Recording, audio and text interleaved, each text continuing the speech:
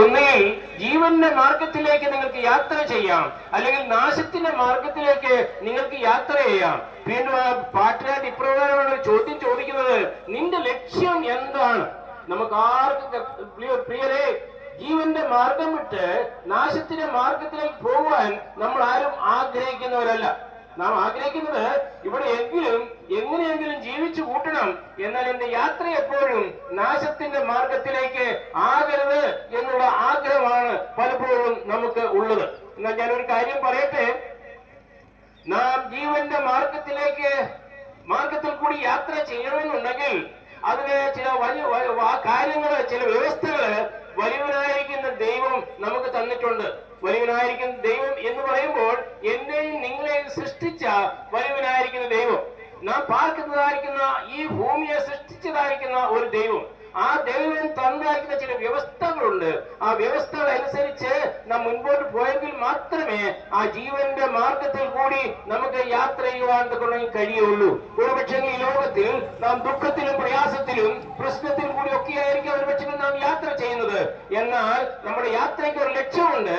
ആ ലക്ഷ്യം ജീവന്റെ മാർഗത്തിൽ കൂടിയാണ് നാം യാത്ര ചെയ്യുന്നതെങ്കിൽ തീർച്ചയായിട്ടും അതിന്റെ അന്ത്യം സന്തോഷമായിരിക്കും എന്നുള്ളത് ഞാൻ നിങ്ങളെ ഓർപ്പിക്കുവാൻ ആഗ്രഹിക്കുകയാണ്. അല്ല, ഈ ലോകത്തിൽ എങ്ങനെയും ജീവിച്ച് പാപമംഗലമായിരിക്കുന്ന ഒരു ജീവിതം നയിച്ച് മദ്യപാനത്തിനും വ്യഭിചാരത്തിനും അല്ല മറ്റുള്ളതായിരിക്കുന്ന എല്ലാവിധമായിരിക്കുന്ന ഭോഷ്കവും പാപവും ചെയ്തുകൊണ്ട് മുൻപോട്ട് നാം ജീവിക്കുന്നുവെങ്കിൽ നമ്മുടെ യാത്രയുടെ അന്ത്യം അത് നാശമായിരിക്കും എന്നുള്ള വസ്തുത ഈ സമയത്ത് ഞാൻ നിങ്ങളെ ഓർപ്പിക്കുകയാണ്. എന്തിനാണ് ഞാൻ നിങ്ങളെ ഈ വിഷയം ഓർപ്പിക്കുന്നത് ചോദിച്ചു കഴിഞ്ഞാൽ, 2025 വർഷത്തിന് മുൻപ് കർത്താവായ യേശുക്രിസ്തു ലോകത്തിലേക്ക് കടന്നു വന്നപ്പോൾ തന്റെ ശിഷ്യന്മാരോട് പറഞ്ഞു, തന്റെ അന്ത്യ ആഗ്രഹമെന്നോണം സ്വർഗാരോഹണം ചെയ്യുന്നതിന് മുമ്പായിട്ട് താനൊരു നിയോഗം കൊടുത്തു തന്റെ ശിഷ്യന്മാർക്ക്.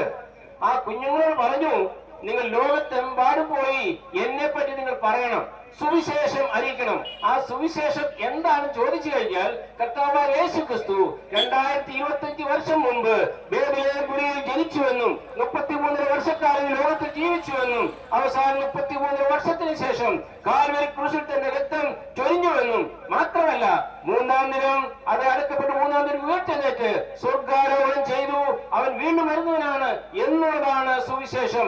ഈ സുവിശേഷം പറയണം എന്ന് കർത്താവായ യേശുക്രിസ്തു തന്റെ മക്കളോട്, തന്റെ ശിഷ്യന്മാരോട് പറഞ്ഞു. ആ നിയോഗം അനുസരിച്ചാണ് ഞങ്ങൾ നിങ്ങളുടെ പടിവാതിൽക്കൽ വന്ന് ഈ സുവിശേഷം അറിയിക്കുന്നത്. അതിന് വേറൊരു കാരണം കൂടി ഉണ്ട്. ഈ കർത്താവായ യേശുക്രിസ്തുവിന്റെ ഈ സുവിശേഷത്തെ ഞങ്ങൾ അംഗീകരിച്ചതുകൊണ്ട്, ആ കർത്താവായ യേശുക്രിസ്തുവിനെ ഞങ്ങളുടെ സ്വന്തം രക്ഷിതാവായി ഞങ്ങൾ സ്വീകരിച്ചുകൊണ്ട്, ഞങ്ങൾ ഇന്ന് ദൈവമക്കളായിട്ട് ആ വലിയ സന്തോഷം ഞങ്ങൾ അനുഭവിച്ചുകൊണ്ട് ഞങ്ങൾ നിങ്ങളുടെ അടുത്തേക്ക് ഞങ്ങൾ കടന്നു വന്നിരിക്കുകയാണ്. ഞങ്ങൾ അനുഭവിച്ചതായിരിക്കും ഈ സന്തോഷത്തെ നിങ്ങളുമായിട്ട് പങ്കിടുവാൻ തക്കോണം, നിങ്ങളോട് ഇവരെ അറിയിക്കണം എന്നുള്ള കർത്താവായ യേശുക്രിസ്തുവിന്റെ നിയോഗമനുസരിച്ചാണ് ഞങ്ങൾ ഇവിടെ കടന്നു വന്നിരിക്കുന്നത്. ഞാൻ ചോദിക്കട്ടെ പ്രിയരെ, ഈ ലോകത്തിൽ ഏതെങ്കിലും രീതിയിൽ താൽക്കാലികമായിരിക്കുന്ന ആ പാപപ്രവർത്തനങ്ങൾ ചെയ്തുകൊണ്ട് അങ്ങനെ മുൻപോട്ട് പോയി കഴിഞ്ഞാൽ നമ്മുടെ ജീവിതത്തിൽ ശാന്തി ലഭിക്കുമോ, സന്തോഷം ലഭിക്കുമോ, സമാധാനം ലഭിക്കുമോ? ഒരിക്കലും ലഭിക്കുകയില്ല. നമുക്കൊരു പക്ഷെങ്കിൽ കുറെ നാളത്തേക്ക് ചിലപ്പോൾ വേണ്ടതായിരിക്കുന്ന സന്തോഷം സമാധാനവും നമുക്ക് ലഭിച്ചു എന്ന് വരാം. എന്നാൽ ഒരിക്കലും നിത്യമായിരിക്കുന്ന ഒരു സന്തോഷം സമാധാനവും ഒരിക്കലും നമുക്ക് ലഭിക്കുകയില്ല. ഞാൻ ചോദിക്കട്ടെ, എന്നെ കേൾക്കുന്ന വിവിധ സ്ഥലങ്ങളിൽ ഇരുന്നുകൊണ്ട് എന്റെ ശബ്ദം ശ്രമിക്കുന്നതായിരിക്കുന്ന പ്രിയപ്പെട്ടവരോട് ഞാൻ ഒരു കാര്യം ചോദിക്കുകയാണ്, മദ്യപാനത്തിൽ കൂടി ഒരുവന് സന്തോഷം ലഭിക്കുമോ? ഇന്ന് നമ്മുടെ ഭവനത്തിൽ, നമ്മുടെ കുടുംബത്തിൽ നമ്മൾ അനേകരുടെ അരാജകത്തിന് കാരണം എന്താണെന്ന് ചോദിച്ചു കഴിഞ്ഞാൽ അതിൽ ഏവരും ഒരുപോലെ പറയും, എന്റെ ഭർത്താവിന്റെ മദ്യപാനം, എന്റെ പിതാവിന്റെ മദ്യപാനം, എന്റെ മക്കളുടെ മദ്യപാനം. പ്രിയരെ, ഈ മദ്യപാനത്തെ നിർത്തുവാൻ തക്കോണം ആർക്കെങ്കിലും കഴിയുമോ? ആർക്കും കഴിയുകയില്ല. കാരണം മദ്യക്കുപ്പിയുടെ മേലും എഴുതിയിട്ടുണ്ട് ഇൻജൂറിയസ് ടു ഹെൽത്ത്, ഇത് ഹാനികാരമാണെന്ന് എഴുതിയിട്ടുണ്ട്. എന്നാൽ പണ്ഡിതന്മാരും അതേ വലിയ വലിയ പണ്ഡിതന്മാരായിരിക്കുന്നവർ പോലും ഈ അപായ സൂചന കണ്ടിട്ടും അവർ അത് കുടിച്ചു നീക്കുകയാണ്. കാരണം അവർ പാപത്തിന് അടിമയായി തീർന്നിരിക്കുകയാണ്. ഇത് ഹാനികരമാണ്, ഇതൊരിക്കലും നിങ്ങൾ കുടിക്കാൻ പാടില്ല എന്നുള്ള ലേബൽ കണ്ടതിന് ശേഷവും പണ്ഡിതന്മാരായിരിക്കുന്നവർ, എല്ലാം ഉള്ളവർ, എല്ലാം അറിയുന്നവർ, അത് വിദ്യാഭ്യാസത്തെ അരച്ചു കുടിച്ചവർ അത് ഇന്നും അത് ഉപയോഗിച്ചുകൊണ്ടിരിക്കുകയാണ്. എന്താണ് കാരണം? കാരണം എന്തെന്ന് ചോദിച്ചു കഴിഞ്ഞാൽ മനുഷ്യന്റെ ജീവിതത്തിലെ പാപം ആ പാപത്തിന്റെ പാപത്തിലേക്ക് വലിച്ചിഴച്ചുകൊണ്ട് പോവുകയാണ്. ഈ കഴിഞ്ഞ പ്രാവശ്യം ഒരു വാർത്ത ഞാൻ ഇപ്രകാരം കേട്ടു. ഒരു മാതാവും 2 കുഞ്ഞുങ്ങളും, ആ 2 കുഞ്ഞുങ്ങളെ കിണറ്റിലിട്ടതിനു ശേഷം ആ മാതാവ് മരിക്കാനിരിക്കുകയായിരുന്നു. എന്നാൽ ആ മാതാവ് മരണപ്പെട്ടില്ല. ആ മാതാവിനോട് പോലീസ് വന്ന് ചോദിച്ചു, എന്താണ് സഹോദരി നിങ്ങൾ ഇങ്ങനെ ചെയ്യുവാൻ കാരണം ചോദിച്ചപ്പോൾ പറഞ്ഞത് ഇപ്രകാരമാണ്. വളരെ ദുഃഖകരവും ഖേദകരവുമായിരിക്കുന്ന ഒരു വിഷയമാണ് ആ സഹോദരിക്ക് പറയുവാർത്തകൾ ഉണ്ടായിരുന്നത്. അത് എന്റെ ഭർത്താവ് മദ്യപിച്ച വീട്ടിൽ വരും, ഭാര്യയെന്നോ മക്കളെന്നോ അറിഞ്ഞുകൂടാത്ത അവസ്ഥയിൽ താൻ ഇടപെടുന്നു. അതുകൊണ്ടുകൊണ്ട് ആർക്ക് ഏത് സ്ത്രീക്ക് ഒരു കുടുംബത്തിൽ ജീവിക്കുവാൻ കഴിയും? അതെ, ഞാൻ അതിനുവേണ്ടി എന്റെ കുഞ്ഞുങ്ങളെ ഇപ്രകാരം ഞാൻ കിണറ്റിലിട്ട് കൊന്നു, ഞാനും മരിക്കുവാൻ കൊണ്ട് തയ്യാറായിരിക്കുകയാണ്.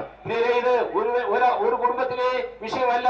അനേക കുടുംബങ്ങളിൽ ഇന്ന് അരാജകത്വത്തിന് കാരണം, പ്രശ്നങ്ങൾക്ക് കാരണം, പ്രതിസന്ധിയിൽ കൂടി കടന്നു പോകുന്നതിന് കാരണം, അസമാധാനത്തോടുകൂടി കുടുംബജീവിതം മുമ്പോട്ട് നയിക്കുന്നതിന് കാരണം ഇത് മാത്രമാണ്. നമുക്കറിയാം, ബൈബിൾ വളരെ വ്യക്തമായി പറയുന്നുണ്ട്, മദ്യപാനി സ്വർഗരാജ്യത്തിന് അവകാശിയാകയില്ല. മദ്യപാനിയെ എതിർക്കുന്ന ബൈബിൾ, മദ്യപാനത്തിന് എതിരായിട്ട് സംസാരിക്കുന്നതായിരിക്കുന്ന ബൈബിൾ, അത് മനുഷ്യ ജീവിതത്തിന് സന്തോഷം സമാധാനം കൊടുക്കുവാൻ വേണ്ടി മദ്യപിക്കരുതെന്ന് വളരെ വ്യക്തമായിട്ട് പറഞ്ഞിരിക്കുകയാണ്. എന്നാൽ ഞാൻ ചോദിക്കട്ടെ, ഈ മദ്യപിച്ചുകൊണ്ട് ഈ ലോകത്തിന് മുൻപോട്ട് യാത്ര ചെയ്യുന്നതായിരിക്കുന്ന നിങ്ങൾ ആരെങ്കിലും ഉണ്ടെങ്കിൽ ഈ സമയത്ത് നിങ്ങൾക്ക് ഈ മദ്യപാനത്തിന് ഒരു വിടുതലിന് വേണ്ടി ഈ ലോകത്തിലെ ഒരു സംഘടനയ്ക്കോ ഒരു നിയമത്തിനോ ഒരു വ്യവസ്ഥയ്ക്കോ ഇതിനൊരു ഒരു മാറ്റം വരുത്തുവാൻ കൊണ്ട് കഴിയില്ല. എന്നാൽ കഴിവുള്ള ഒരുവനുണ്ട്, ഒരുവൻ മാത്രമേ ഉള്ളൂ. 2025 വർഷങ്ങൾക്ക് മുമ്പ് ഈ ലോകത്തിലേക്ക് കടന്നു വന്ന് അവനൊരു ആഹ്വാനം ചെയ്തു.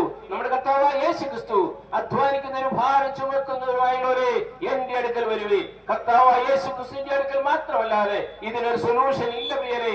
കർത്താവായ യേശു ക്രിസ്തുവിന്റെ അടുത്തേക്ക് ഇന്ന് ഞാൻ നിങ്ങളെ ആഹ്വാനം ചെയ്യുകയാണ്, ഇന്ന് ഞങ്ങളെ വിളിക്കുകയാണ്. കർത്താവായ യേശു ക്രിസ്തുവിനെ നിങ്ങളെ വിളിക്കുകയാണ്, എന്റെ അടുത്ത് വരിക.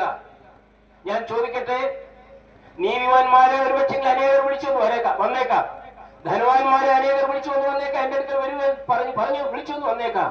എന്നാൽ ഭാരം ചുമക്കുന്നവർ, അധ്വാനിക്കുന്നവർ, പാപികളായിരിക്കുന്നവർ, ദോഷികളായിരിക്കുന്നവർ, വ്യഭിചാരികളായിരിക്കുന്നവർ, മദ്യപിക്കുന്നവർ, അങ്ങനെയുള്ളവരെ വിളിക്കുവാൻ എന്റെ അടുത്തേക്ക് വരുക, ഞാൻ നിങ്ങളെ ആശ്വസിപ്പിക്കാൻ പറഞ്ഞ ആരെങ്കിലും ഉണ്ടോ? യുഗത്തിൽ ആരുമില്ല, ഒരുവനേ ഉള്ളൂ, ഒരുവൻ മാത്രമേ ഉള്ളൂ. ഞങ്ങൾ ആരെ കുറിച്ച് പ്രസംഗിക്കുന്നുവോ ആ കർത്താവായ യേശു ക്രിസ്തു മാത്രം. ആ കർത്താവായ യേശു ക്രിസ്തുവാണ് ഇന്നും നിങ്ങളെ വിളിച്ചുകൊണ്ടിരിക്കുകയാണ്. പ്രിയ സഹോദര സഹോദരി, നിങ്ങളുടെ ജീവിതത്തിൽ സമാധാനമില്ലാതെയാണെന്ന് കഴിയുന്നുവെങ്കിൽ, അതേ മദ്യത്തിനും മയക്കുമരുന്നിനും നിങ്ങൾ അടിമകളായിരിക്കുന്നുവെങ്കിൽ, അല്ല നിങ്ങളുടെ കുഞ്ഞുങ്ങൾ കോളേജിൽ പോകുമ്പോൾ, കോളേജിൽ അവർ ആയിരിക്കുമ്പോൾ അവർ ഒരുപക്ഷെ മയക്കുമരുന്നിന് അടിമയായി തീർന്നിരിക്കുന്നുവെങ്കിൽ, അതിൽ നിന്നൊരു വിടുതൽ നിങ്ങൾ ആവശ്യപ്പെടുന്നെങ്കിൽ, ആഗ്രഹിക്കുന്നുവെങ്കിൽ, കരഞ്ഞതുകൊണ്ട് യാതൊരു മാർഗവുമില്ല. എന്നാൽ ഒരേ ഒരു മാർഗം മാത്രം, നിങ്ങളെ മാടി വിളിക്കുന്ന ഒരു കർത്താവായ യേശു ക്രിസ്തു. ആ മധുരസ്വരം ഇന്ന് നിങ്ങൾക്ക് കേൾക്കുവാൻ കഴിയും. നിങ്ങൾ ഹൃദയമായ ദൈവസന്നിധിയിലേക്ക് കടന്നു വന്നുകൊണ്ട് നിങ്ങളുടെ പാപങ്ങൾ, നിങ്ങളുടെ ആവശ്യങ്ങൾ, നിങ്ങളുടെ ഭർത്താവിന്റെ പ്രയാസങ്ങൾ, പ്രശ്നങ്ങൾ, മക്കൾ ജീവിക്കുന്ന രീതി, ഇവയൊക്കെ കണ്ടുകൊണ്ട് നിങ്ങൾക്ക് ഹൃദയമായിട്ട് ദൈവസന്നിധിയിലേക്ക് കടന്നു വന്ന് നിങ്ങൾ പ്രാർത്ഥിക്കുന്നുവെങ്കിൽ തീർച്ചയായിട്ടും ദൈവം നിങ്ങളുടെ പ്രാർത്ഥന കേൾക്കും. നിങ്ങളുടെ സമാധാനത്തിൽ നിന്ന് നിങ്ങൾക്ക് വിടുതൽ തരും, യാതൊരു സംശയമില്ല. ഒരു കാര്യം കൂടി പറഞ്ഞുകൊണ്ട് ഞാൻ എന്റെ വാക്കുകൾക്ക് ഞാൻ വിരാമം കുറിക്കുകയാണ്. മദ്യപിച്ച് ഈ കർത്താവായ യേശു ക്രിസ്തുവിനെ സ്വന്തം രക്ഷിതാവായി സ്വീകരിച്ചതുകൊണ്ട് അനേക പ്രിയപ്പെട്ടവർ മദ്യപാനം നിർത്തിയിട്ടുണ്ട്. എന്നാൽ ഞാൻ ചോദിക്കട്ടെ, വേറെ ഏതെങ്കിലും മാർഗത്തിൽ കൂടി ഒരുവനെ മദ്യപാനത്തെ നിർത്തുവാൻ കഴിയുമോ? ഈ കേൾക്കുന്ന എന്റെ പ്രിയപ്പെട്ടവരെ, നിങ്ങൾ ആരെങ്കിലും മദ്യപാനത്തിന് അടിമയായിരിക്കുന്നുവെങ്കിൽ നിങ്ങൾക്ക് 50,000 രൂപ തരാമെന്ന് പറഞ്ഞാൽ നിങ്ങൾ മദ്യപാനം നിർത്തുമോ? നിർത്തത്തില്ല. എന്നാൽ അനേകർ വിശേഷിപ്പിക്കുന്ന ഈ പഴഞ്ചൻ ചുമന്ന പുസ്തകമുണ്ടല്ലോ, ഈ പുസ്തകം നരഭോജികളെ നരസ്നേഹികളാക്കി മാറ്റുന്ന പുസ്തകമാണ്. ഈ പുസ്തകം അനേക മദ്യപാനികളെ ദൈവമക്കളാക്കി തീർത്ത ഒരു പുസ്തകമാണ് ഈ പുസ്തകം. ഈ പുസ്തകത്തിൽ വചനങ്ങൾ അത് തേനിലും തേൻകെട്ടയിലും മാധുര്യമേറിയിരിക്കുന്നതാണ്. കൈപ്പിന്റെ അനുഭവത്തിൽ കൂടി, പ്രശ്നങ്ങളുടെ പ്രയാസങ്ങളുടെ അനുഭവത്തിൽ കൂടി എന്നെ കേൾക്കുന്ന പ്രിയരെ നിങ്ങൾ പോകുന്നുവെങ്കിൽ, ഇതാ നിങ്ങളെ കർത്താവായ യേശു ക്രിസ്തു എന്ന് വിളിക്കുന്നു. ഇന്ന് തന്നെ ആ കർത്താവായ യേശു ക്രിസ്തുവിന്റെ സന്നിധിയിലേക്ക് കടന്നു വരിക. നിങ്ങൾ ചെയ്യേണ്ട ഒന്ന് മാത്രമേ ഉള്ളൂ. ഈ സ്ഥാനത്ത് ഏത് സ്ഥാനത്ത് നിങ്ങളായിരുന്നാലും ആ സ്ഥാനത്ത് ഒരുപക്ഷെ നിങ്ങൾ കിടക്കുകയായിരിക്കാം, വേണ്ട എഴുന്നേൽക്കണ്ട, ആ കിടക്കയിൽ തന്നെ അല്ല നിങ്ങൾ ഇരിക്കുകയാണെങ്കിൽ ആ സ്ഥാനത്ത് ഇരുന്നുകൊണ്ട്, അല്ല നിങ്ങൾ കടയിൽ ഇരിക്കുകയാണെങ്കിൽ ആ കടയിൽ ഇരുന്നുകൊണ്ട് ഇപ്രകാരം നിങ്ങൾ പ്രാർത്ഥിക്കുന്നുവെങ്കിൽ, കർത്താവേ, ഞാനൊരു പാപി, എന്റെ ജീവിതത്തിൽ ഞാൻ വളരെയധികം പാപം ചെയ്തിട്ടുണ്ട്. എന്റെ ഭാര്യ അറിയാതെ, ഭർത്താവ് അറിയാതെ, മക്കൾ അറിയാതെ, മാതാപിതാക്കൾ അറിയാതെ എന്റെ ജീവിതത്തിൽ അനേക പാപങ്ങൾ എന്റെ ജീവിതത്തിൽ ഉണ്ടായിട്ടുണ്ട്. അല്ല, കഴിഞ്ഞ രാത്രിയിൽ ഞാൻ പാപം ചെയ്തിട്ടുണ്ട്. ആർക്കും അറിഞ്ഞുകൂടാ. എന്നാൽ ദൈവമേ, അവിടുന്ന് അറിയുന്നുവല്ലോ. എന്നാൽ ഇപ്പോൾ കേട്ട് പാലിക്കുന്ന വചനത്തിന് മുൻപാകെ കർത്താവേ, അവിടുന്ന് എന്റെ പാപത്തെ, അതേ കടിച്ചുപ്പായിരിക്കുന്ന പാപത്തെ ഹിമം പോലെ വെളുപ്പിക്കാമെന്ന് അവിടുന്ന് പറഞ്ഞിട്ടുണ്ടല്ലോ. അങ്ങനെയെങ്കിൽ ഇതാ ഞാൻ സമ്പൂർണമായി നിന്റെ സന്നിധിയിൽ എന്നെ തന്നെ സമർപ്പിക്കുന്നു. എന്റെ പാപത്തെ അവിടുന്ന് കഴുകിക്കളയണമേ. കർത്താവേ, ഞാൻ വിശ്വസിക്കുന്നു 2025 വർഷങ്ങൾക്ക് മുമ്പ് എന്റെ പാപത്തിന് വേണ്ടി അവിടുന്ന് കാൽവരി ക്രൂശിൽ മരിച്ചു. ആ മരണത്തെ ഞാൻ വിശ്വസിക്കുന്നു. എന്റെ കർത്താവായ യേശു ക്രിസ്തു 3-ാം ദിവസം ഉയർത്തെഴുന്നേറ്റു. അവൻ സ്വർഗ്ഗാരോഹണം ചെയ്തു. അവൻ വീണ്ടും എന്റെ കർത്താവാണ്. ആ കർത്താവിനെ എന്റെ സ്വന്തം രക്ഷിതാവായി ഞാൻ സ്വീകരിക്കുവാൻ ആഗ്രഹിക്കുന്നു. ഈ പദങ്ങൾ നിങ്ങളുടെ ഹൃദയത്തിന്റെ അന്തർഭാഗത്തു നിന്ന് വരുന്നുവെങ്കിൽ തീർച്ചയായിട്ടും ഈ സമയത്ത് നിങ്ങൾ കർത്താവിന്റെ മക്കളായിത്തീരും, മകനായിത്തീരും, മകളായിത്തീരും. യാതൊരു സംശയമില്ല. അത് മാത്രമല്ല, നിങ്ങളുടെ ജീവിതത്തിൽ വലിയൊരു മാറ്റം ദൈവം തരും. ഇന്നലെ വരെ നിങ്ങൾ ജീവിച്ച ആ ജീവിതത്തിൽ നിന്നും വളരെ വ്യത്യസ്തമായ രീതിയിൽ നിങ്ങൾക്കൊരു നല്ലൊരു ജീവിതം നയിപ്പാൻ കഴിയും. നിങ്ങളുടെ കൂട്ടുകാർ ഒരുപക്ഷെ നിങ്ങളോട് ചോദിക്കും, ഇന്നലത്തെ മത്തായി അല്ലല്ലോ, ഇന്ന് മത്തായി, ഇന്ന് എന്ത് പറ്റി നിനക്ക്? എന്തോ വ്യത്യാസം വന്നിട്ടുണ്ടല്ലോ. അതെ, ഇന്നലെ വരെ ഞാൻ പാപിയായി ജീവിച്ചു. ഞാൻ എന്റെ കർത്താവായ യേശു ക്രിസ്തുവിനെ രക്ഷിതാവായി സ്വീകരിച്ചു. ഇന്ന് ഞാൻ എന്റെ ദൈവത്തിന്റെ മകനായി, മകളായി തീർന്നിരിക്കുന്നു.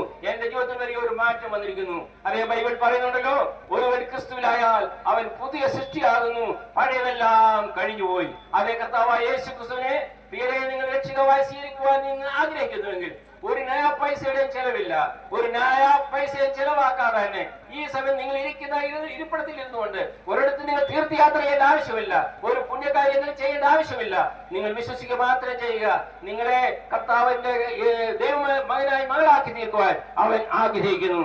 അത് ഈ സമയത്ത് ഇപ്രകാരം നിങ്ങൾ പ്രാർത്ഥിക്കുന്നുവെങ്കിൽ, ഞാനൊരു പാപിയാണെന്ന് നിങ്ങൾ സമ്മതിച്ചുകൊണ്ട് കർത്താവിന്റെ പാദത്തിലേക്ക് വരുവാൻ ഞാൻ നിങ്ങൾ ഓരോരുത്തരെയും ആഹ്വാനം ചെയ്യുന്നു. ഈ ആഹ്വാനത്തിന് മുൻപാകെ നിങ്ങളെ നിങ്ങളുടെ ഹൃദയങ്ങളിലേക്ക് ഒന്ന് നോക്കുക, ശോധന ചെയ്യുക. ദൈവം നമ്മെ ഓരോരുത്തരെയും സഹായിക്കട്ടെ. ദൈവനാമം മഹത്വപ്പെടുവാനാകട്ടെ. ആമേൻ.